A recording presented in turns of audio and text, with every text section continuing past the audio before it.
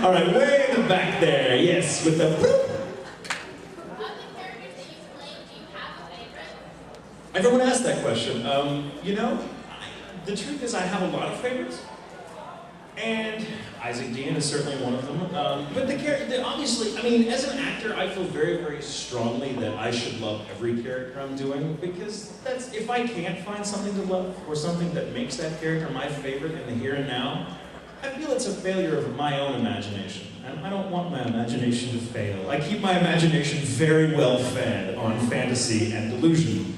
And it makes acting much easier. So it really, when people ask me, like, who's my favorite character, like, it really happens to be whoever I happen to be voicing in the moment.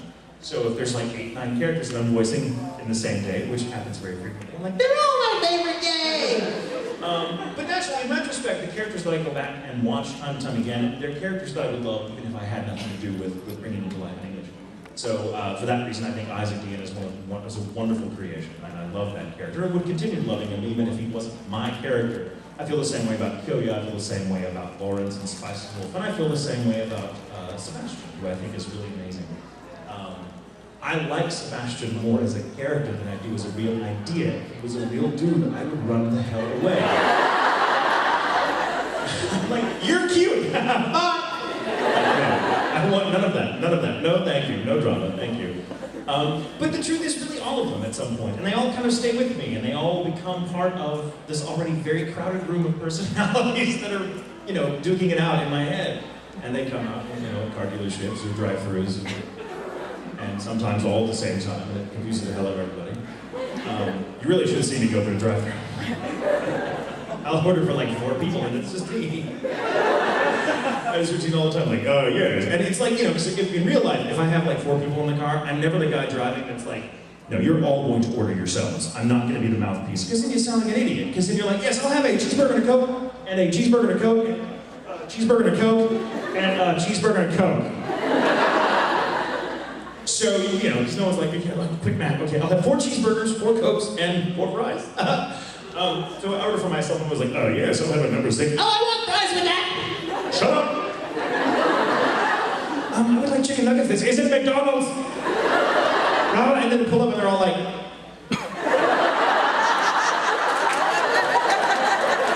I'm like, that's a long story. Is there ketchup? Thank you, thank you. Bye, bye, bye, bye!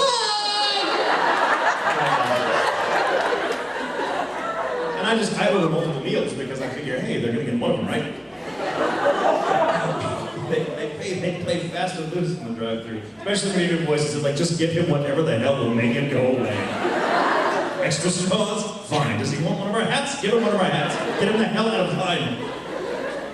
Oh, how did that happen? How did that happen? What was the question? Did I answer your question, by the way?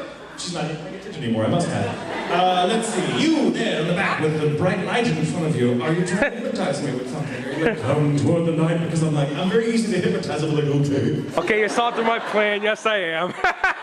But anyway, what's the funniest thing that's happened to you or that you've done while being a voice actor? Funniest thing I've done or that's happened to me, that's a lot of stuff. Okay, this is an Isaac Dean story. The man with super stretchy arms is like, and it does. They look like they're on either side of the aisle when he does that. It's really incredible. You're like a floodgate. No, okay, so Isaac Dean was one of the first characters I ever had the chance to portray in some of the newer studios that Funimation had built when they changed locations about 4 years ago or so.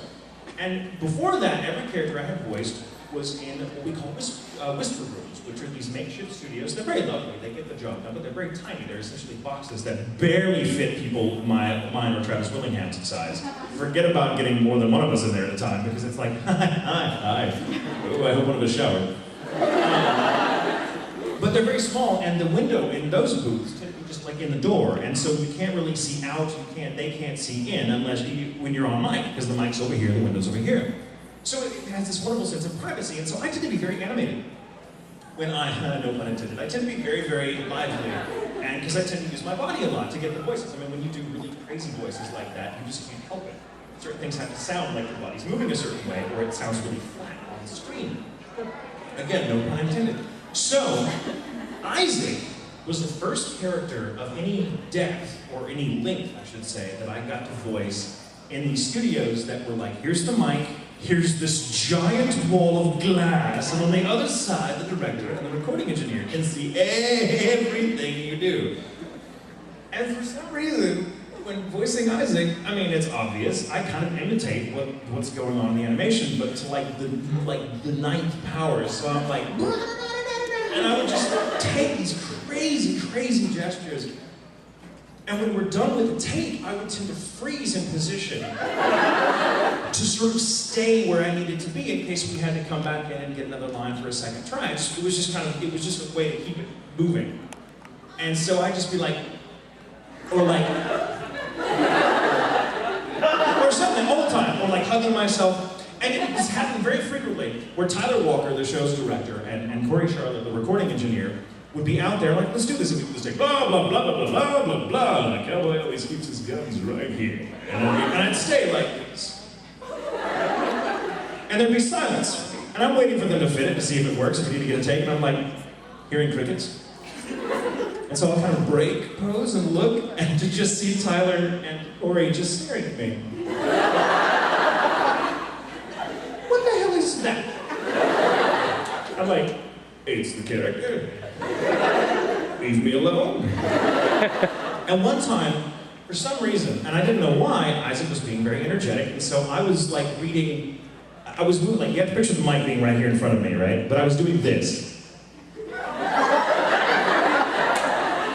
Which Corey, the mix engineer, hated because I'm like, stay on mic, for God's sakes, are you giving dancing lessons in there? I'm sorry. So it became sort of this, which looked even stupider.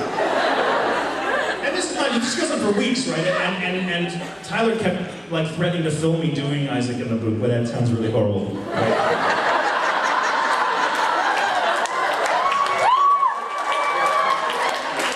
What happens when I'm allowed to talk with no one going, Tatum, reel it back, reel it back. He would threaten to like film this and put this on YouTube. I'm like, please don't, please don't. I'm like, don't look at me, don't look at me. And I'm sort of like turning the lights off. They bother the light from the monitors, they can see everything.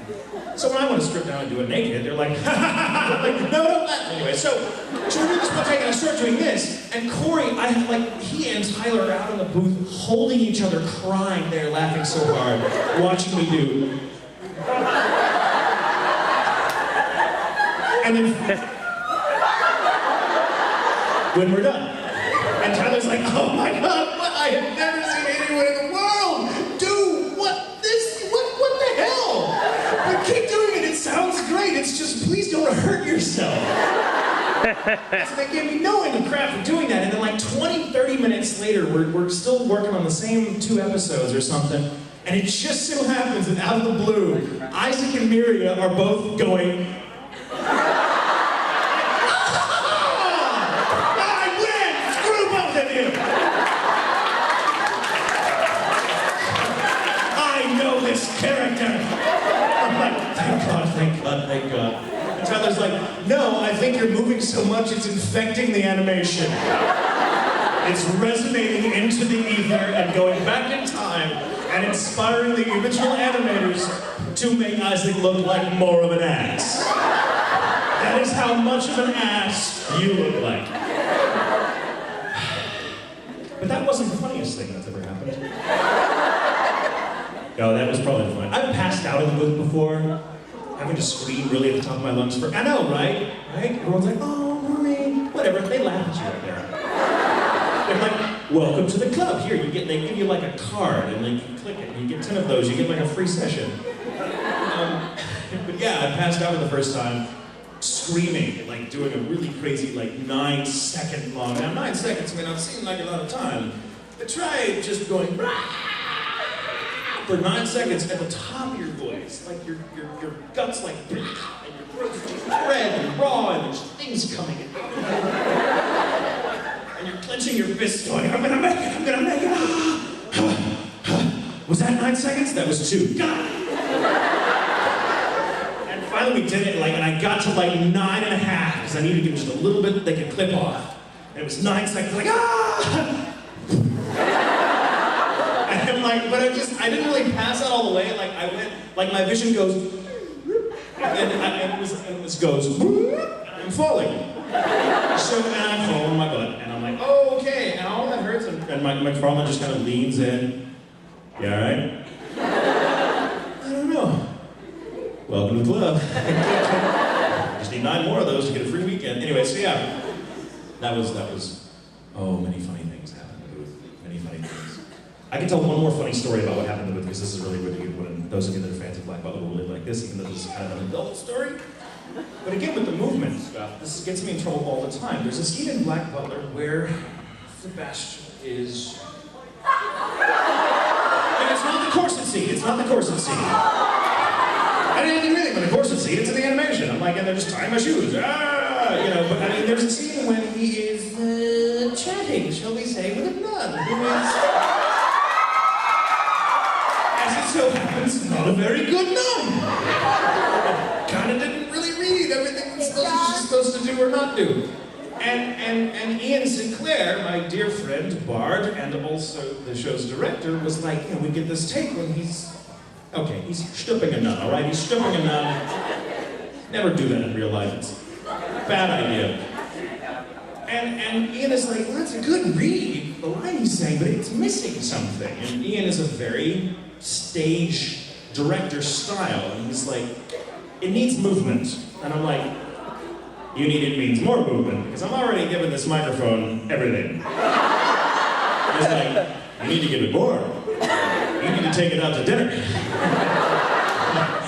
You need to tell it looks pretty. And so we do this, and I'm like, okay, just let's do this. And again, it was in a whisper room that day, so that I felt very comfortable, not very vulnerable, because they can't see me, except for the window that's right here. And so we come back into the line, and I'm stooping the imaginary nun in the booth. And I hear laughter, but it's off mic laughter. Like I should be hearing ha ha ha ha ha from Ian, instead I hear ah ha ha ha. And I look and his face is right there. And he's like, you actually did it, you are a perverted son of a bitch. You told me to do it, I hate you.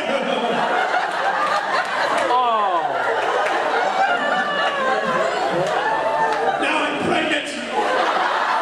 And I don't know who my father is. I don't have eyes in the back of my head.